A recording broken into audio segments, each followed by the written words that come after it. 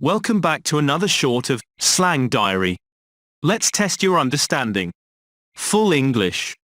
Is this referring to a language course or a hearty meal? A hearty meal. So, if you're sitting down to a massive breakfast, you might say, I'm tucking into a full English. Cushy. Does this describe something comfortable or uncomfortable? Comfortable. When you're referring to a job that's pleasant, you could say, I've landed a cushy job. Cabbaged. Is this a term for being alert and energetic, or exhausted? Exhausted. If you're feeling particularly drained or tired, you could say, I'm absolutely cabbaged. Bloke. Does this refer to a man or a woman? A man. When talking about a man in a casual way, you could say, that bloke over there. Caught in 4K. Does it mean getting caught red-handed or escaping unnoticed? Getting caught red-handed. So if someone is busted doing something wrong, you could say, you got caught in 4K. Savage. Does it mean ruthless or kind? Ruthless. So if someone does something without mercy, you could say, that was savage. Bussin'. Does it mean delicious or tasteless? Delicious. So if you enjoy a tasty meal, you could say, this food is bussin'. Simp. Does it mean someone who is overly attentive to someone they like, or a casual friend? Overly attentive to someone they like. So if someone is constantly trying to please their crush, you could say, stop being such a simp. Baked bean. Is this referring to a type of food, or a term for money? A term for money.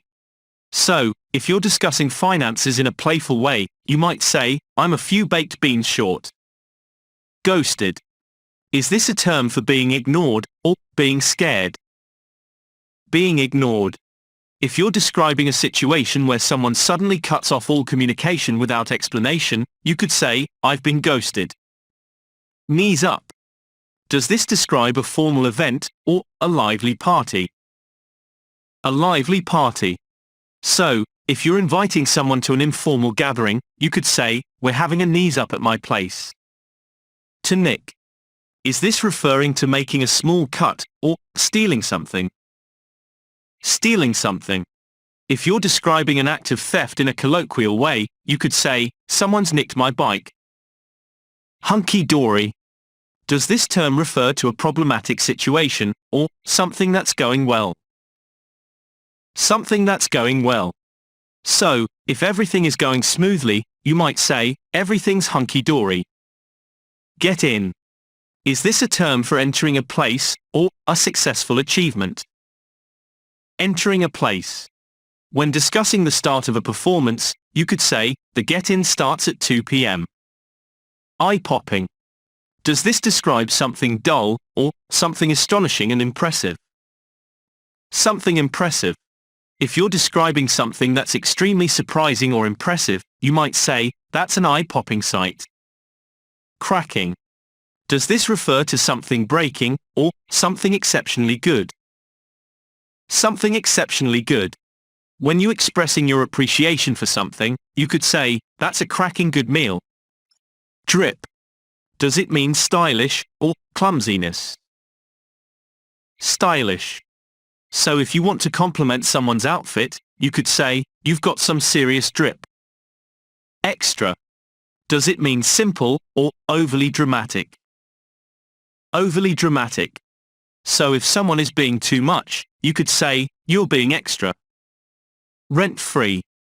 Does it mean carefree, or constantly on someone's mind? Constantly on someone's mind. So if someone can't stop thinking about something, you could say, that's living rent-free in your head.